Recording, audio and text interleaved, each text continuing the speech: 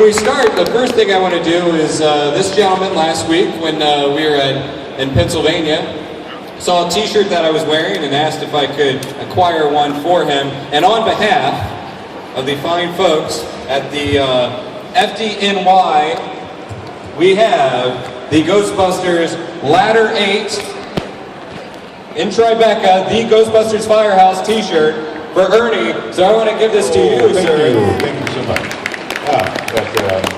In fact, last night I did a play reading of there's a play dedicated to 9/11 in Los Angeles, and it was an amazing event, and so the fire department. You know, I left LA at 10 o'clock last night, and I couldn't sleep on the plane. And when I got to Washington, the flight was canceled. So I've been sort of, I can still feel the plane moving. So whatever I say today probably won't make a whole lot of sense. But anyway, I'm happy to be here, and I'm glad you guys are here. And I'm really glad to have a t-shirt to wear when I come out of this outfit. Anyway, why don't you have a seat? Let's make this nice and cozy so you at least can relax. All right, okay. Really, guys, this is going to be a panel for you. By the way, for those of you that don't know me, my name is Aaron Sagers from MTV and Travel Channel, and I'm very happy to be on stage once again with this gentleman. But this is really going to be your time. So there is a microphone in the middle of the aisle there. If you guys have questions, and you should, line up. Start lining up now. Hop in there so we know who wants to ask a question, and you will get your time with Ernie. Yeah, I'm trying to be as honest as I can, which means I can, so I'll just answer it honestly, whatever. Yeah, so... Anyway, well, starting out,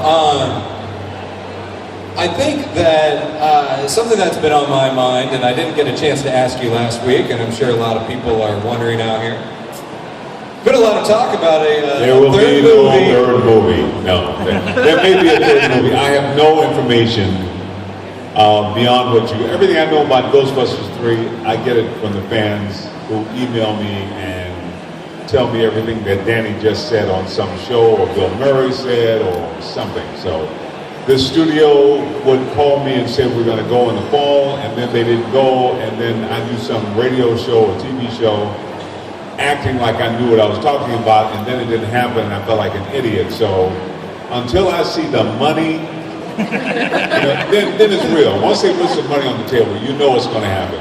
But so far, it hasn't been any money on the table, and I'd love to see it happen. I mean, the guys here, in their outfits, and I understand there's an Ectomobile out front.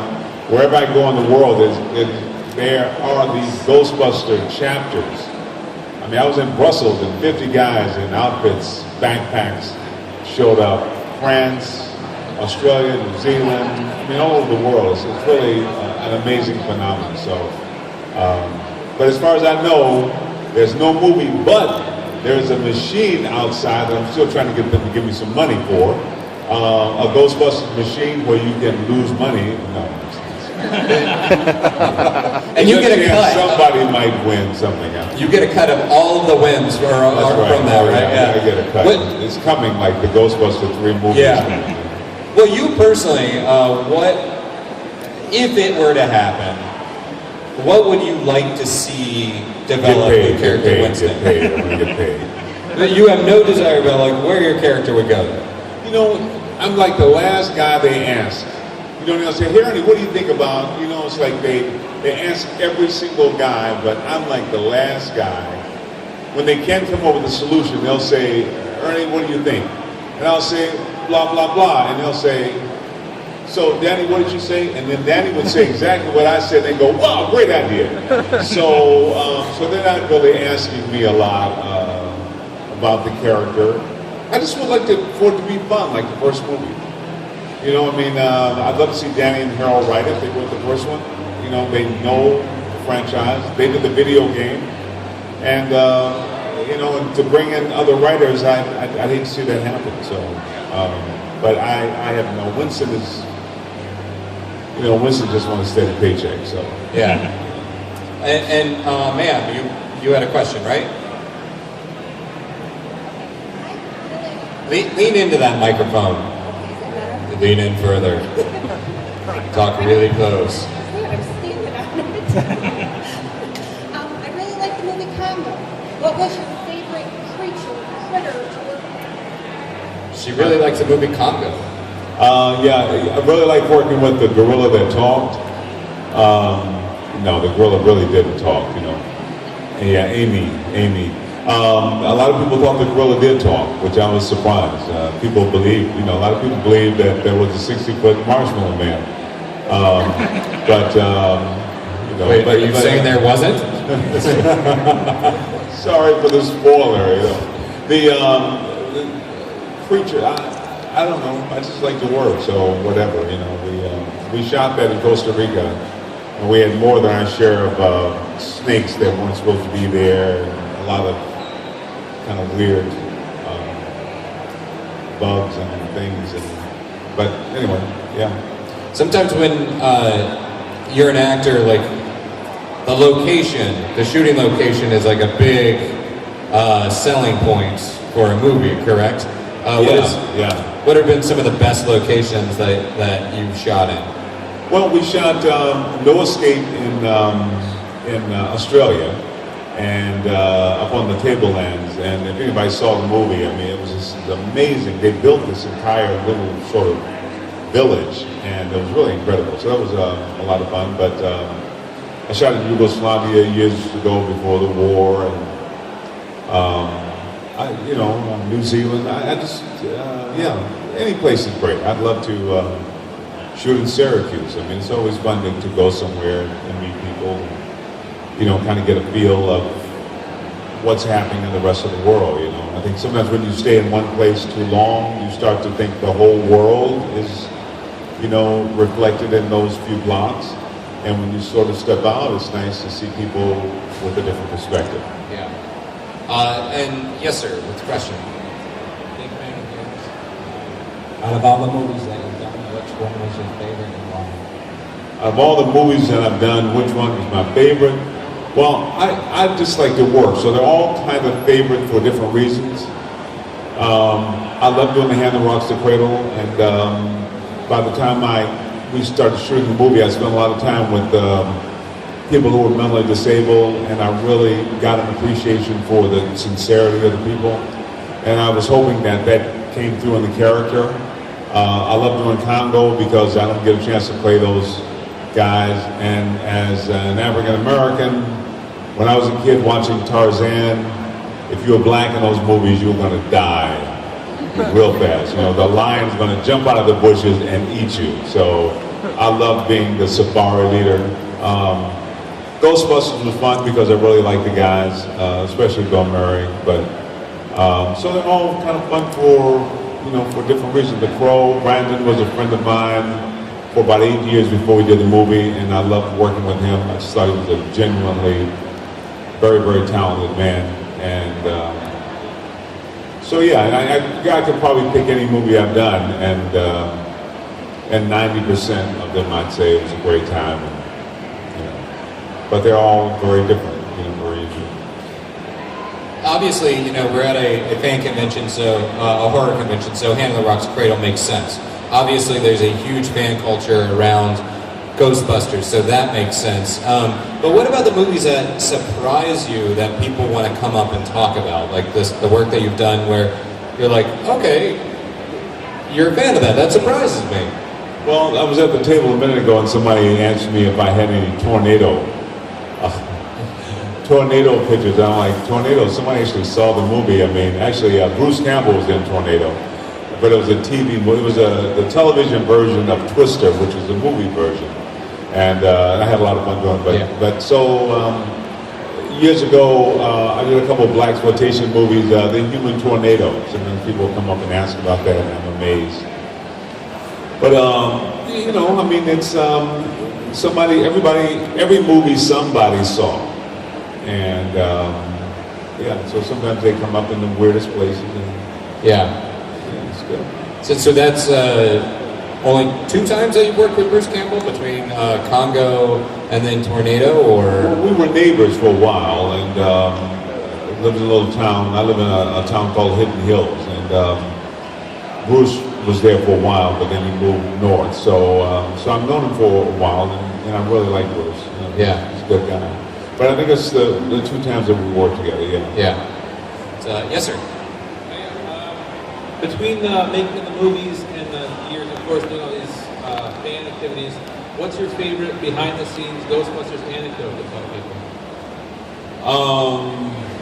Favorite behind the scenes Ghostbuster, and you know, at the end of the day, it really is work, you know. So, you know, and I'm not a practical joker. You know, I don't glue anybody's shoes to the floor and stuff like that. I mean, I just, you know.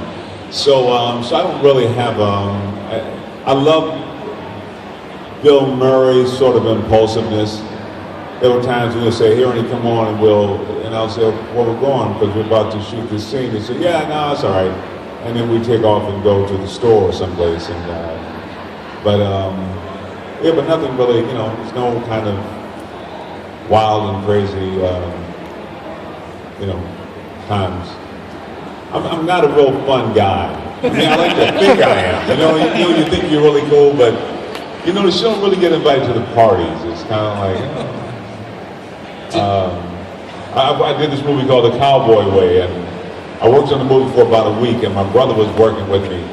So when I'd worked there for a week in New York, and then my brother came to be there. And so the first day my brother's on the set, he's meeting everybody, and then that night, I got this big hotel room, and my brother has sort of a room off of it, and I get a knock on the door, and it's the crew, one of the guys from the crew, and they said, "Hey, Ernie." I said, "Wow, man, hey, come on in." I'm wow. The guy came to see me. He says, "Is Lou there?"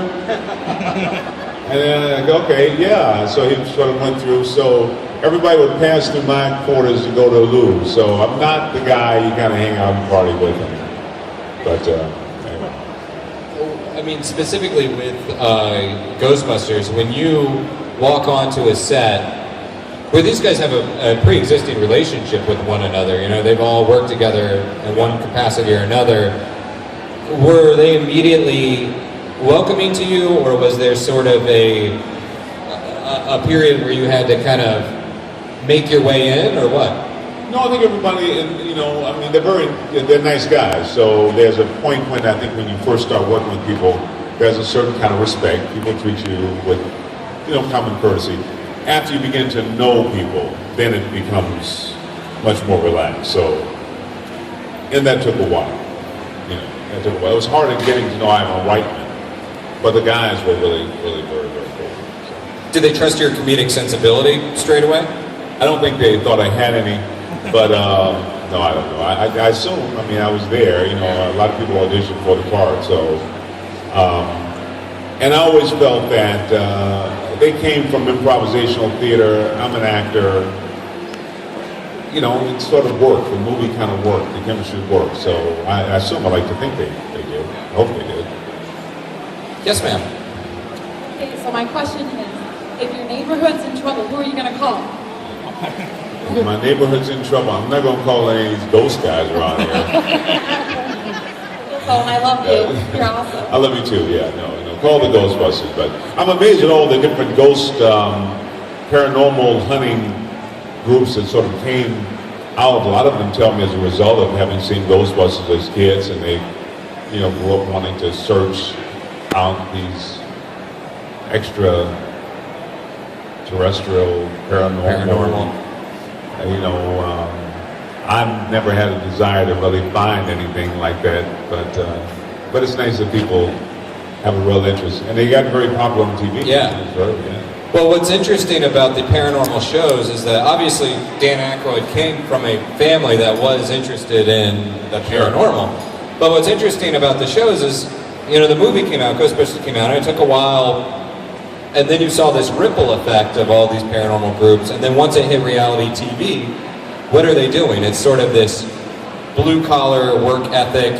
They have this, you know, car that, you know, like certain signature vehicles, they have certain gadgets, they have a certain look and logo and everything. So in a way, it sort of looks like the reality TV version of Ghostbusters. Did you ever flip through the channel and be like, wait a second, we did that like 10 years ago? Well, you know, it's nice when a movie has an impression. So the fact that Ghostbusters, but it's been 30 years now. That 30 years later, there's a movie that people still are talking about, dressing up like, and so I'm not surprised because anytime something's really successful, you're going to see a version of it. You know, because movies are our stories, and we lived on some level. So,